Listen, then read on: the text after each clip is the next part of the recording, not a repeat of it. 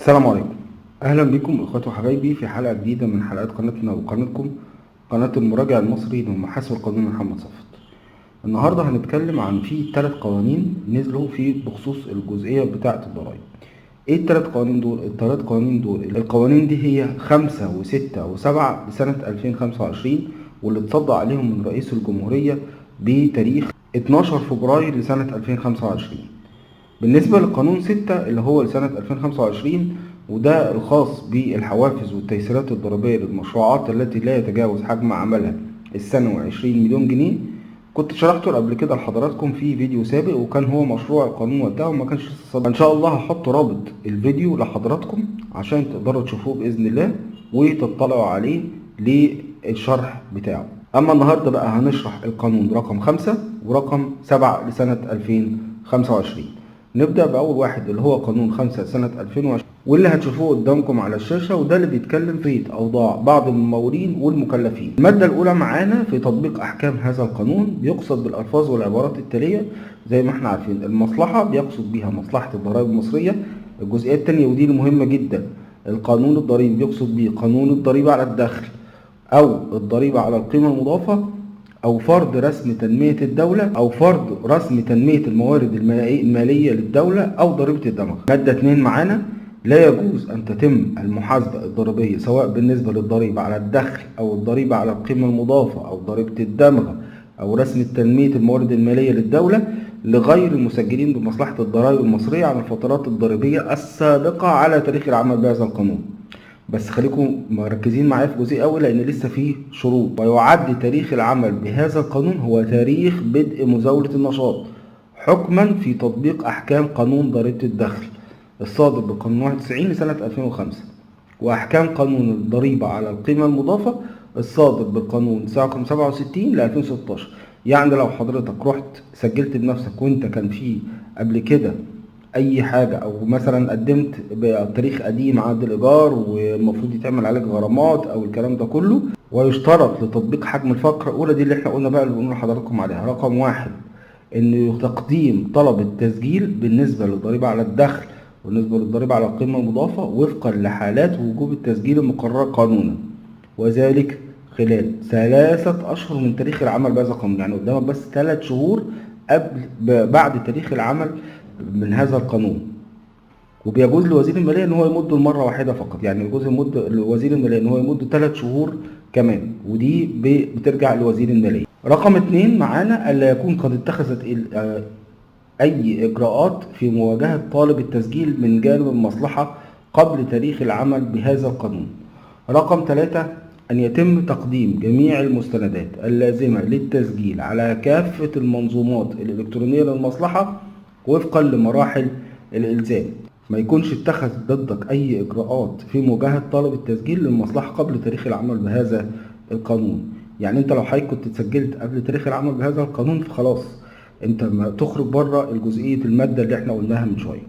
مادة 3 معانا للممولين أو المكلفين الذين لم يتقدموا بإقراراتهم عن أي فترة من الفترات الضريبية من بداية سنة 2020 وحتى الفترات السابقة على تاريخ العمل بهذا القانون الحق في تقديم هذه الإقرارات، وتشمل هذه الإقرارات جميع النماذج المقررة قانونا بما في ذلك المستندات المنصوص عليها في المادة 12 من قانون الإجراءات الضريبية الموحد.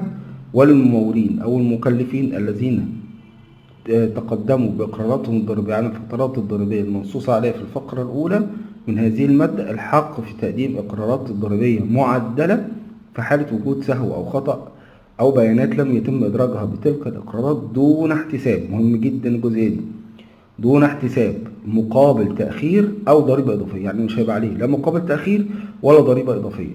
يعني كل اللي يعمله إن هو يعدل الإقرار بتاعه لو في مبالغ مثلا المفروض يدفعها وهيدفعها، ومش هيتعمل عليه لا مقابل تأخير ولا ضريبة إضافية ولا غرامة إقرار كمان لو ما كانش قدم الإقرارات. إحنا بنتكلم من بداية سنة 2020، وده عن الفترة ما بين تقديم الإقرارات الأصلية والإقرارات المعدلة. وبيسري حكم الفقرة الثانية من هذه المادة على الإقرارات الضريبية المعدلة التي تم تقديمها بعد المواعيد المقررة قبل تاريخ العمل بأحكام هذا القانون. وفي تطبيق أحكام هذه المادة لا تسري العقوبات المنصوص عليها في قانون الإجراءات الضريبية الموحد المشار إليه والجزاءات المالية المقررة بموجب أي قانون ضريبي، بشرط تقديم الإقرارات المنصوص عليها في الفقرتين الأولى والثانية من هذه المادة خلال 6 أشهر. مهم جدا إن أنت تعمل الكلام ده كله في خلال 6 أشهر من تاريخ العمل بهذا القانون. فخدوا بالكم من المدة دي كويس جدا. انت عندك الجزئية الاولى اللي هي ان انت تقدم طلب التسجيل الضريبي خلال 3 شهور، والجزئية التانية معاك ان انت تقدم الاقرارات المعدلة والاقرارات خلال 6 شهور عشان تبقى في حكم المادة الخاصة بالمادة الثالثة في القانون اللي احنا قلناه من شوية. المادة الرابعة معانا للممولين او المكلفين الذين قامت المصلحة باجراء فحص تقديري لهم عن الفترات الضريبية المنتهية قبل 1/1/2020 هيقدم طلب إنهاء المنازعات عن هذه الفترات المنظورة أمام أي مرحلة من مراحل النظر النزالي الآتي.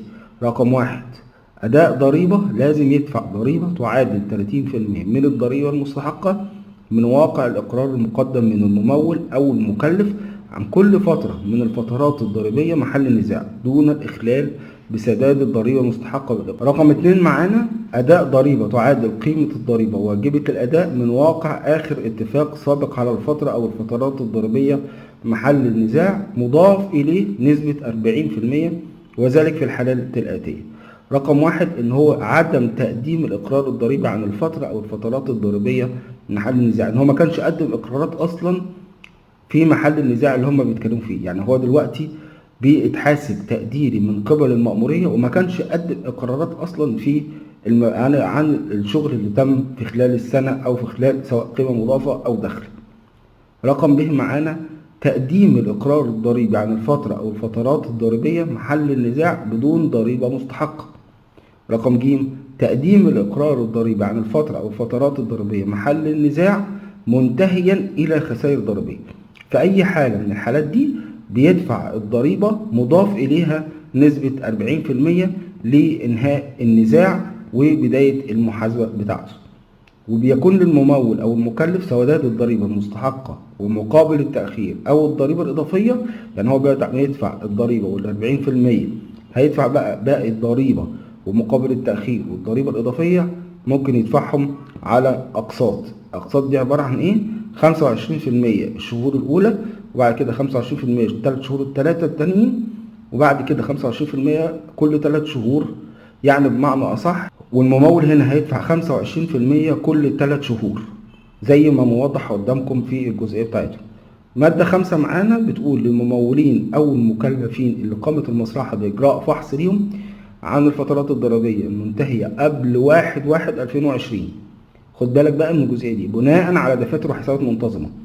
الجزء اللي تاني اللي كان قبل كده في المادة رقم 4 كان بيتكلم عن الحسابات غير المنتظمة اللي هي بتتحاسب تقديري من قبل المأمورية بناء على التعليمات التنفيذية اللي بتطلع من مصلحة الضرائب، فده بيبقى فحص تقديري. أما الحسابات المنتظمة إن هو كان عنده دفاتر يومية وجرد ودفاتر بتاعته وتحاسب حسابات منتظمة وعنده فواتير مشترياته وميزانية وكل الورق اللي مطلوب منه كحسابات منتظمة، فهو تحاسب هنا حساب منتظم. فبناء على ده ان هو بيقدم طلب انهاء المنازعات عن الفترة ديت والمنظورة امام اي مرحلة من مراحل نظر النزاع مقابل التجاوز. هيتجاوز عن 100% من مقابل التأخير او الضريبة الاضافية والمبالغ الاضافية، بس ده بشرط قيام الممول بسداد اصل دين الضريبة كاملا خلال 3 اشهر من تاريخ تقديم طلب انهاء المنازعه. يعني هنا الجزئيه دي معناها ايه؟ ان انت حضرتك بتروح تقدم طلب انهاء المنازعه وفي خلال 3 شهور لازم تسدد الضريبه كلها بالكامل، والا تبقى انت ما قدرتش ان انت تسدد الضريبه بالكامل هيتشال من عليك جزئيه ان انت تدفع 100% من مقابل التاخير. ماده 6 معانا بيلتزم الممولون او المكلفون الراغبون في الاستفاده من احكام المادتين 4 و5 اللي احنا قلناها من شويه بتقديم طلب للمصلحة لإنهاء المنازعة خلال 3 أشهر. احنا كل الكلام ده كله بنتكلم عن مدد، فمهم جدا للي حابب ان هو يعمل إنهاء منازعات ياخد باله من جزئية التوقيتات دي مهمة جدا. من تاريخ العمل بهذا القانون يتضمن اسم الممول أو المكلف ورقم التسجيل الضريبي بتاعه ورقم الدعوة أو الطعن وأنواع الضرائب وفترات النزاع المطلوب إنهائها وفقا لأحكام هاتين المادتين. وقال لك في آخر المادة: ويجوز بقرار من وزير المالية مد المدة المنصوص عليها في الفقرة الأولى من هذه المادة لمدد أخرى مماثلة. المادة السابعة معانا: للأشخاص الطبيعيين اللي قاموا خلال 5 سنوات السابقة من تاريخ العمل بهذا القانون بتصرف عقاري أو تصرف في أوراق مالية غير مقيدة في بورصة الأوراق المالية ولا يزاولون أنشطة أخرى خاضعة للضريبة على الدخل. مهم جدا الجزئية دي، إن يكون مش شغال في أنشطة أخرى خاضعة للضريبة على الدخل، يعني بمعنى أصح ما يكونش بيزاول أنشطة وعنده ملف ضريبي شغال من خلاله.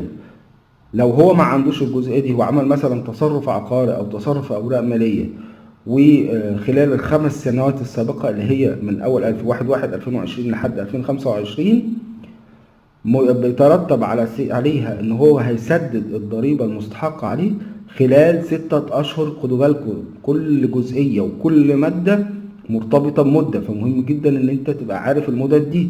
خلال 6 أشهر من تاريخ العمل بهذا القانون، والتجاوز عن 100% من مقابل تأخير، يعني مش هيدفع مقابل تأخير، هو كل اللي هيدفعه الضريبة الأصلية اللي عليه. وفي جميع الأحوال لا يجوز للمصلحة المحاسبة عن التصرفات المنصوص عليها في الفقرة الأولى من هذه المادة التي مضى على التصرف فيها 5 سنوات. وللأشخاص الطبيعيين المنصوص عليهم في الفقرة الأولى من هذه المادة تقديم طلب للمصلحة من إنهاء المنازعة في شأن الضريبة على التصرفات العقارية أو الضريبة على الأرباح الرأسمالية على التصرف في الأوراق المالية غير المقيدة في البورصة في أي مرحلة من مراحل النزاع. مهم جدا بقى الجزئية دي. وللأشخاص الطبيعيين المنصوص عليهم في الفقرة الأولى من هذه المادة بيقدم طلب للمصلحة لإنهاء المنازعة القائمة في شأن الضريبة على التصرفات العقارية أو الضريبة على الأرباح الرأسمالية على التصرف في الأوراق المالية غير المقيدة في البورصة في أي مرحلة من مراحل النزاع، وذلك على النموذج المعد لذلك مقابل سداد الضريبة المستحقة على التصرف خلال 3 أشهر من تاريخ طلب إنهاء المنازعة، وبيترتب على ذلك التجاوز عن 100% من مقابل التأخير. وبتسري على هذا الطلب المواعيد والإجراءات والأحكام المنصوص عليها في المادة 6 من هذا القانون. باقي المواد بقى رقم 8: في جميع الأحوال لا يترتب على إنهاء المنازعة بين الممول أو المكلف والمصلحة وفقا لأحكام هذا القانون حق للممول أو المكلف في استرداد ما سبق سداد، يعني اللي هو لو سدد قبل كده خلاص ملوش حق إن هو يسترد ما سبق سداد. ده معانا بالنسبة للقانون رقم 5 لسنة 2025. بالنسبة بقى للقانون رقم 7 لسنة 2025، المادة الأولى هو هضاف بعض المواد لقانون الإجراءات الضريبية الموحد، مادة 45 مكرر و75 مكرر و75 مكرر واحد. 45 مكرر قال لك إيه؟ في تطبيق أحكام القوانين الضريبية لا يجوز أن يتجاوز مقابل التأخير أو الضريبة الإضافية نسبة 100% من أصل الضريبة المستحقة عليها مقابل التأخير أو الضريبة الإضافية. يعني بجميع الأحوال أهم حاجة ما يزيدش عن 100% من أصل الضريبة، ودي حاجة كويسة جدا عشان ما تفضلش تتراكم عليك ضرائب زيادة. انت كل الحكاية ان انت لا هتزيد عن 100% من أصل الضريبة. مادة 75 مكرر اللي بيقول ايه بقى؟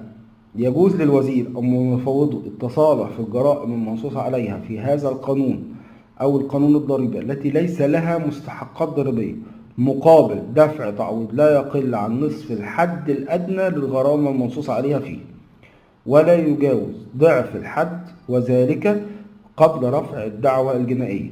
ولا يسقط الحق في التصالح برفع الدعوى الجنائية إذا دفع تعويض يعادل الحد الأدنى للغرامة ولا يجاوز 3 أمثال هذا الحد، وذلك قبل صدور حكم في الموضوع.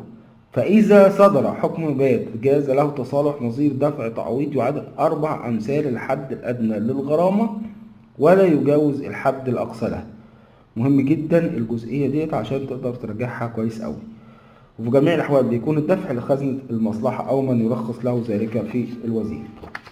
مادة 75 مكرر واحد: للوزير أو من يفوضه التصالح في الجريمة المنصوص عليها في المادة 135 من قانون الضريبة على الدخل. والمادة 135 من قانون الضريبة على الدخل كانت بتقول كما يعاقب بغرامة مقدارها 25% من المبالغ غير المؤداة كل من امتنع عن تطبيق نظام استقطاع وخصم وتحصيل وتوريد الضريبة في موعدها القانونية والمادة 135 مقرر يعاقب كل من يمتنع عن إخطار المصلحة بقيمة السلع والمنتجات الصناعية والحاصلات الزراعية والتعاملات والمبالغ والإيجارات المنصوص عليها في المواد 59 و59 مقرر و59 مقرر 1 و59 مقرر 2 من هذا القانون بغرامة لا تقل عن 10,000 جنيه ولا تجاوز 50,000 جنيه، وتخفض العقوبة في حديها الأدنى والأقصى إلى النصف في حالة الإخطار بهذه البيانات قبل سقوط حق المصلحة في المطالبة بدين الضريبة للتقادم. قال لك هنا بقى عدل الموضوع، قال لك ان انت تصالح في هذه الجريمة منصوص عليها في المادة 135 زي ما قلنا قبل كده مقابل سداد ما يلي: واحد، هي تعويض يعادل نسبة 12.5% من المبالغ التي لم يتم استقطاعها أو خصمها أو تحصيلها. رقم 2، تعويض يعادل نسبة 12.5% من المبالغ التي تم استقطاعها أو خصمها أو تحصيلها ولم يتم توريدها، بالإضافة إلى أصل هذه المبالغ ومقابل التأخير. ده بالنسبة لجزئية القانون رقم 5 و6 و7. وأعتقد إن القوانين دي قوانين كويسة جدا بالنسبة للجزئية دي، وإن هي جزئية هتساعد كتير جدا في زيادة المجتمع الضريبي، وهتساعد أكتر في كمان عندهم غرامات بالنسبة لعدم تقديم الإقرارات الضريبية أو حتى تأخر في تقديمها أو حتى كمان قدمها بأرقام غلط وما كانش عايز يعدل عشان الغرامات، دلوقتي يقدر يعدل ويدفع الضريبة بدون ما يدفع الضريبة الإضافية عليه. بس أهم حاجة يلحق في المواعيد القانونية اللي أنا قلتها في خلال الفيديو، عشان دي مهمة جدا، لأن هو لو ملحقش في خلال المواعيد القانونية دي برضه هتطبق الغرامة عليه. أرجو إن أنا أكون وضحت الجزئية الخاصة بالقوانين السابقة، وإن شاء الله لو في أي سؤال هتلاقوني معاكم دايما بإذن الله. السلام عليكم.